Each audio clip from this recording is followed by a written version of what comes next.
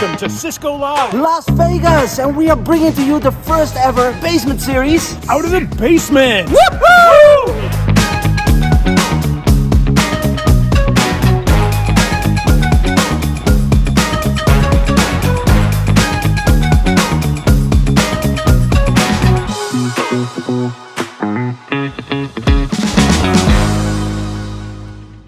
Welcome again to the basement series. We are out of the basement in Las Vegas. I was super excited. Exactly, and we have an exciting guest for you right now. And we're going to be talking about someone who might have a crystal ball. I don't think he brought it with him, but we do have a great guest to talk about the future of networking. Could you please introduce yourself and tell us a little bit about what you do and who you are? Well, I can tell you this, no one is more excited to be here right now than me. So thank you for having me at the infamous basement series. Love I really it. Appreciate it. Absolutely. My name is Justin Barney. I am the Vice President of Global Sales for Enterprise Networking and Software at Cisco, primarily the Catalyst line of route switch wireless, but I also own Tele SD-WAN and DNA Spaces, and gosh, all kinds of Thousand Eyes as well too. So just really happy. This is my first Cisco Live US ever. Welcome. What do you think so far? Amazing. Cool, It takes me about 20 minutes to go 100 yards because I keep running into people that I had never met in person, that I've been working with and I see on video every day Yeah. for the last couple years, and now I get to meet them face to face. That won't change. No. That won't change. No, Yeah. but it's super fun. It's awesome. The energy is amazing. Yeah, very love cool. that. Very cool. So we're going to talk here about the future of networking and the future of the jobs in the IT industry.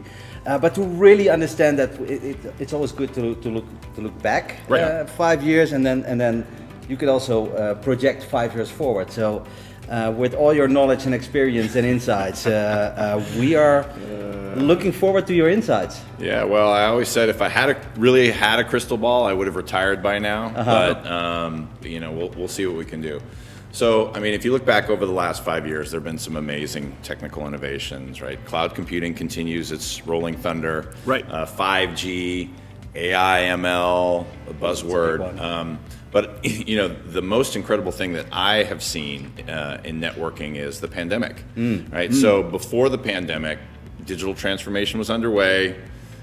Our customers were saying 12 to 24 month long projects to accomplish the next milestone in digital transformation, and then overnight everyone had to go home and work from home. Right.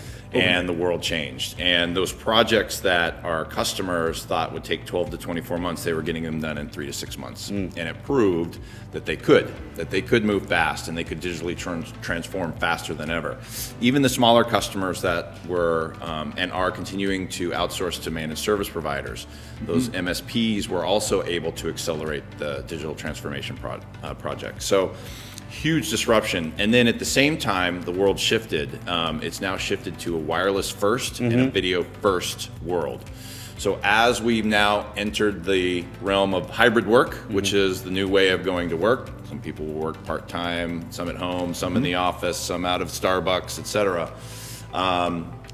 The customers are taking a wireless first approach. You're not going to go sit into a static cube with a static Ethernet cable and then get into your network that way. It's wireless first, and then video. The only way we could actually collaborate well, as opposed to just doing those conference calls all day, was to be connected over video. Absolutely. And I mean, I can't tell you the last time I actually had a conference call. It's all video for us.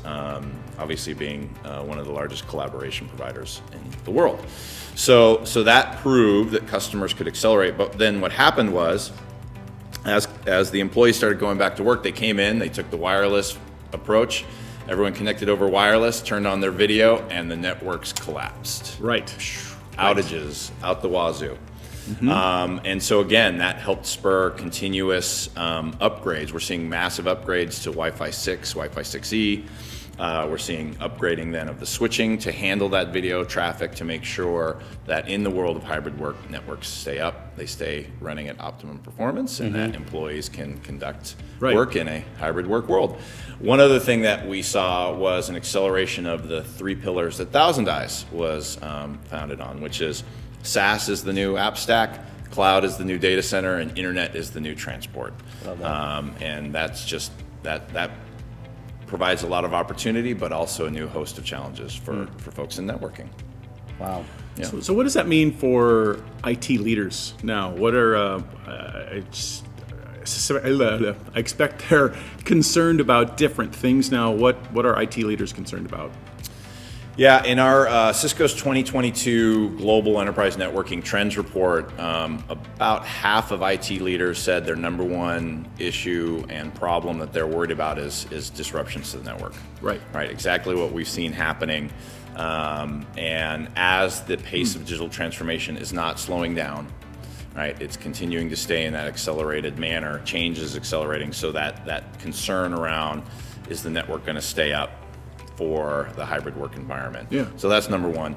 Number two is security. And for the last 5 or so years, we've really been seeing the worlds of security and networking continue to come together. I call them become more enmeshed, which has given rise to the desire to achieve a SASE architecture, Secure Access Services Edge, which is on the radar for most companies. Yeah. Now, of course, it's an architecture, right, which means not one size fits all. And so companies of various sizes, segments, private sector, public sector, are trying to figure out what does that mean for them. But that evolving the networks, upgrading the networks, making sure security is pervasive are top of mind for our customers.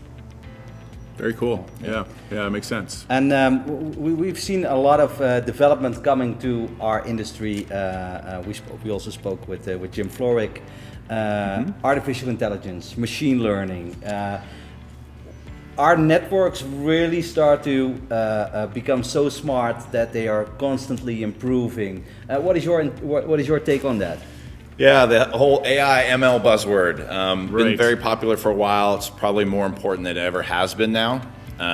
We, as the networks are being upgraded to be able to handle the new world post-pandemic, there's no lack of data, that's for sure. Data is everywhere. Yeah. It's the new oil, they say. Data, the new oil. We got data out the wazoo. But obviously the challenge continues to be, how do you make use out of that data? Yeah. How do you turn it into something useful that can be translated into business value? From data to knowledge to insight. That's right, Yeah. that's right. And the first step was just, let me be able to look back historically and say, oh, this is what happened, so that I can make smarter decisions in the future. Now it's, no, I need to have useful information to use in real time. Yeah. Right, and this is why our Thousand Eyes business is doing so well, having that real-time visibility, especially as customers move compute out to the edge, adopt the SASE architecture, more SaaS apps, more cloud, everything becomes more complicated. So now it's, how do I use AI and ML to get a real-time view?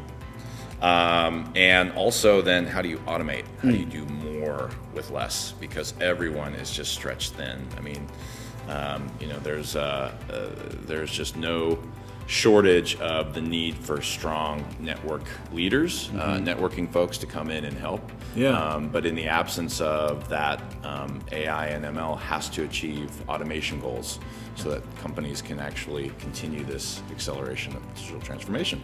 Well, if you look at automation, right, there are some concerns with people. Like when ATMs were introduced, they were thinking that this is going to be the end of the Big tellers. of the bank tellers. Right, Yeah, that's right. But No they're- more bank tellers. but I still see them though. Yeah. The opposite happened. Yeah, Yeah, their That's role right. just changed. Exactly. Yeah, that's Yeah. right. And of course, the services that banks offer changes, which requires the need for human beings. Right. And we are social creatures. I do remember this. I mean, we've gone through phases of this. I remember when robots were coming into car factories, and they said, Right. "Oh, there will not be a single human being in a car factory ever again."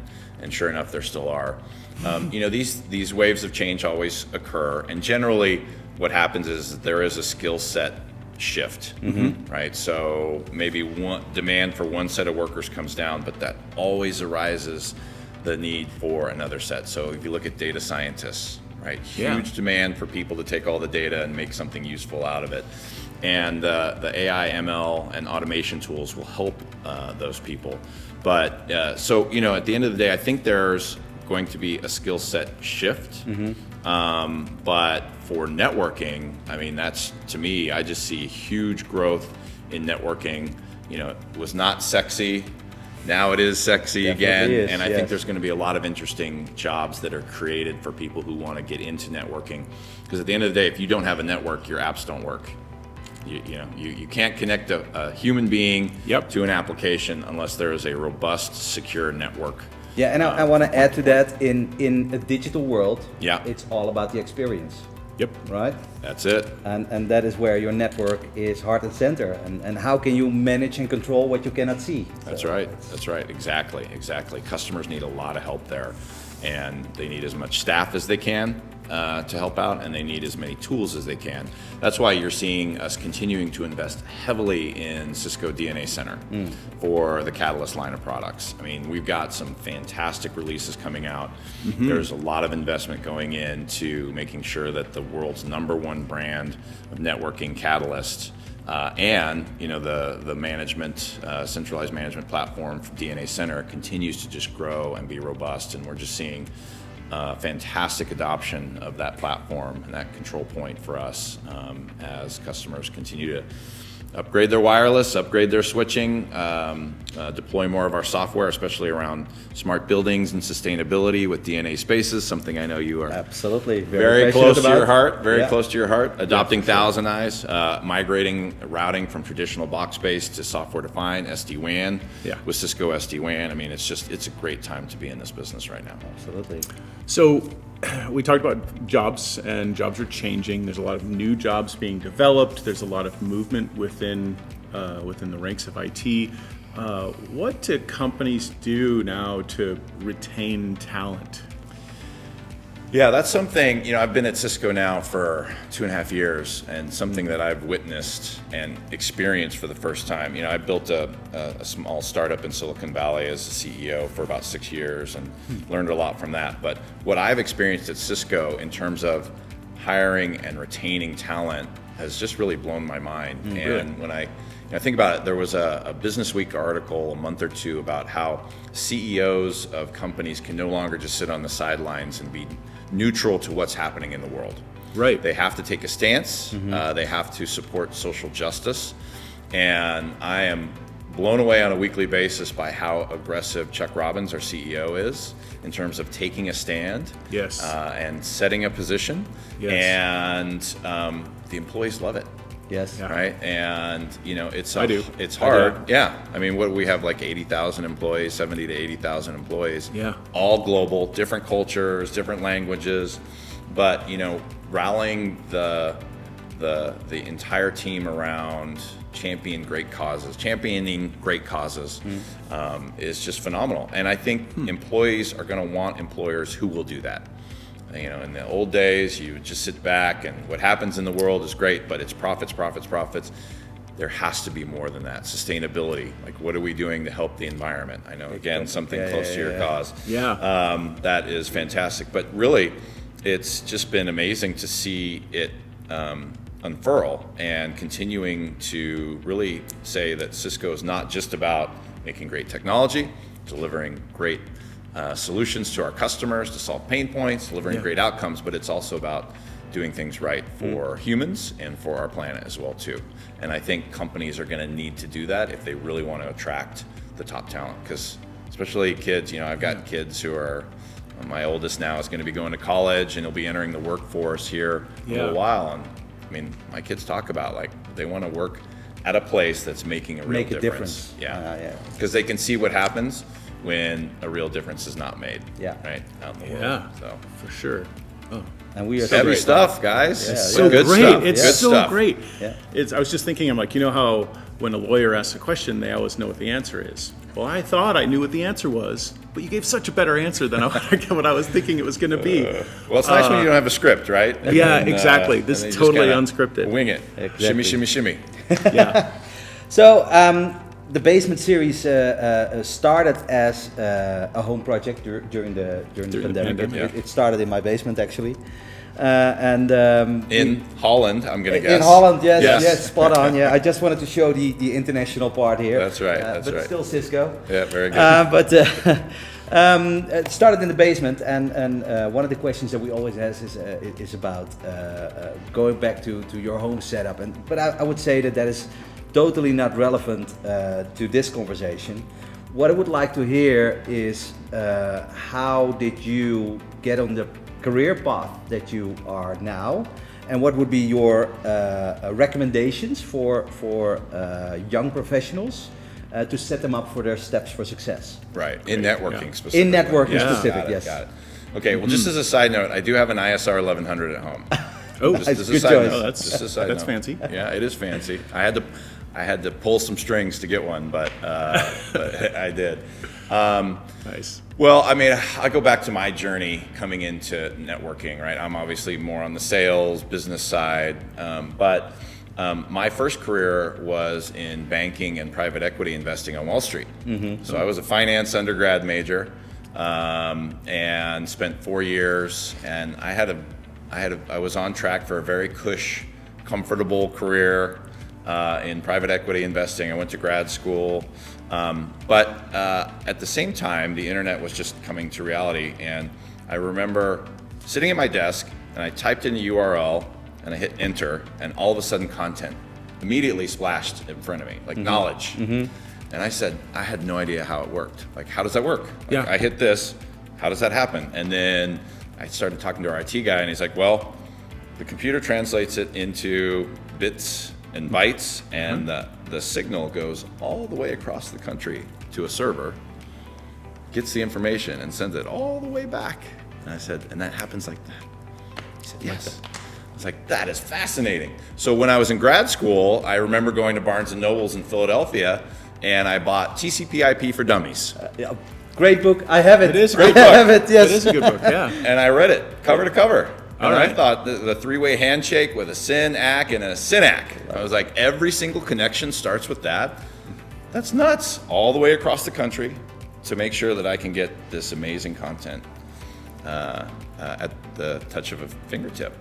And it just blew me away. So, I decided that I wanted to go to Silicon Valley and build companies and really focus on that. And I think that's translated into a great sales career, because when I'm in front of customers, even the deepest techie ones, I'm not gonna, my SE and the smart guys and gals in the room are gonna, handle all that stuff, but I love it. I have a passion for it. To me, it's fascinating. I can talk about it all day long. I learn from guys like you every single day.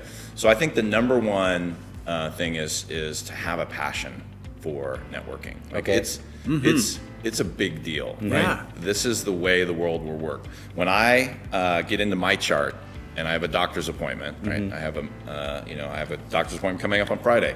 I want to know that my chart's going to be available, Yeah. and that when I'm clicking on it and using it, because this is my health, Of course. and all of our health is now online. Or if something happens to a kid, I want to be able to get online and do some research. Yeah. Right, which is the way the world's working, and those are going to have to require robust, secure networks. Agreed. So you got to have a passion for it, and also the thing that I love about networking is, I obviously went to grad school. I have a grad degree, but some of my best friends in tech didn't finish high school because they have a passion for networking. They got on, they read books, and then They did practical it. application. Yeah. Yeah. Yeah, I was this close to getting my CCNA in 2001, but then 9/11 hit and the recession hit, and our startup went into crisis mode. But just being able to, you have all of the knowledge at your fingertips. If you have a passion for it, you can get in and you can build a great career. And then, of course, it's all about teamwork, as you guys know. Teamwork makes the dream work. Teamwork makes the dream work. Yeah. It's communication. It's working across functions. And then what I've always said, and I've mentored a number of technical folks along the over the last 20 plus years, and being able to translate, like one of the key from being a technician, a network engineer, is being able to translate it into business speak. Right. This is when we do this for the network, this is how it's going to help the business. And also for a salesperson who may not be super deeply technical, making sure that I can understand, or I'll use the term grok, one of my favorite terms for old school sci-fi fans. Yeah, absolutely. Yes. is being able to have me be able to understand, okay, this is what the technology is doing, this is why it's important, this is what needs help, and then I can go take action on it. So, but have a passion, get hands-on, get a mentor and a coach. I mean, I think that's advice for everyone. That's a big one. But in technology, like one of the things I love about Cisco is how, we have these principal architects. Yep. Right. The uber smart. I was out with some of them last night. They outlasted me. Good golly. Lots of energy, which is awesome. But you have the next wave of folks who are saying, hey, how do I follow in their shoes? Exactly. What can I do? Yeah. And I just think that's fantastic. So Great. I would just be excited if anyone's out there saying, I want to have a career in networking, whether it's, again, being a technician, or whether it's someone like me that wants to just get into the sales business side, we got a lot of legs in this segment now. Mentors. I think in my career, I wish that I would have got mentors earlier or established mentors earlier. What's a good way to get started to find and start a relationship with a mentor? It's a great question, and an unscripted question too, which I love. Fantastic. So, I think the first step is you just have to overcome your hesitation, your nervousness, or your fear, and realize most people would love to be a mentor and would be honored to be asked to be a mentor. So I remember coming out and being in Silicon Valley and thinking, I need a mentor, but I don't really know anyone because I just switched from a totally random career out in New York. And then I remember sort of getting up the courage, and I asked this gentleman, a founder. He had co-founded Exodus Communications, BV Jagadish. He was actually CEO of NetScaler where I was at. And I said, hey, would you be a mentor for me? And he was beside himself with happiness. He's like, I love mentoring people. Awesome. And I was like, wow. And so I think what it is, identifying people who have achieved a type of or level of success that you would like to, and then just asking them. And and just saying, hey, could you give me some mentorship? Here's what I'm looking for, making sure that you state, what is it that you're looking for, how much time would be required. And, honestly, if the person reacts lackadaisical or non-committal, then that's probably not the right mentor for you. Yeah. But I've just found there's a big appetite for that because it's so rewarding. I've had a number of mentors outside of BB that have helped me. Al Monstradt's another name that comes to my mind. And so anytime anyone comes to me, I'm like, I am all in because I had amazing people help me. So if I don't repay it, shame on me. But it's really overcoming that fear and just going out and asking. And just ask. Yeah, Just ask.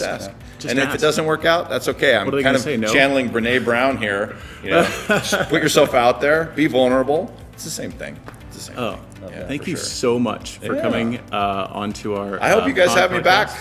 back. One of these days. Absolutely. We'd love to We have would you love back. to. Thank you Yes. so much. Yes, and maybe invite me out to your actual basement. I would love that. Yes. Yeah, right? We're going to the Netherlands next year for Cisco Live. Oh, more than Yes, here we thank go. you. Yes. Cisco Live Netherlands next year? Yeah. Cisco Live Netherlands. Amsterdam. Count me You in. will be there. I will And be there. we can With do bells the on. actual basement. Yes. All right, we'll do Nice. it. All right, Jason's Nice, going to be thank there you. too? Jason will be there. Yeah, 100%. Absolutely. All right, well, thank you guys. I appreciate Thank it. you. This was fun.